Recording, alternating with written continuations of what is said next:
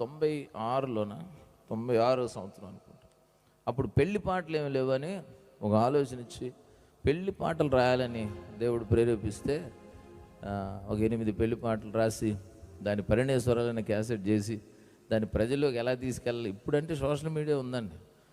ఎవరన్నా కాస్త ఆ టాలెంట్ ఉండి చిన్న టాలెంట్ ఉండి అందులో పడేస్తే వెంటనే ప్రజలకు అప్పుడు ఆ సౌకర్యం లేదు, చాలా కష్టపడాల్సి వచ్చేది. ఆ క్యాసెట్ నేను మార్కెటింగ్ చేయడానికి 6 నెలలు పిచ్చోళ్ళకి తిరిగా ప్రజలకు ఎలా తీసుకెళ్ళాలి. చివరికి ఒక కంపెనీ, లియో కంపెనీ అనే ఒక కంపెనీ ఆయన తీసుకొని నాకు అప్పట్లో ఆ క్యాసెట్కి 11,000 రూపాయలు ఇచ్చాడు పరిణేశ్వరాలని క్యాస్కి. దాన్ని మార్కెటింగ్ చేశాడు. రిలీజ్ అయిన కొన్ని నెలల్లో అద్భుతంగా ప్రజల్లోకి వెళ్ళింది. ఇప్పటికీ కూడా 25 సంవత్సరాల పైన అయిపోయింది ఆ పాటలు వచ్చి. పెళ్ళిళ్ళలో, మన క్రైస్తవ పెళ్ళిళ్ళలో చికెన్ ఎంత కామన్గా ఉంటుందో ఆ పాటలు కూడా అంత కామన్గా వినపడతాయి. అందులో ఒక పాట ప్రత్యేకం.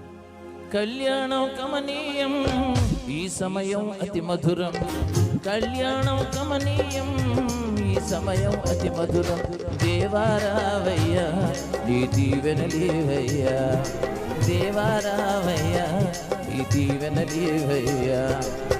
చాలామంది ముఖంలో ఆశ్చర్యం, అది నువ్వు రాసింది అన్నయ్య అని. మీకేగా చాలామంది తెలీదు. మన పెళ్ళి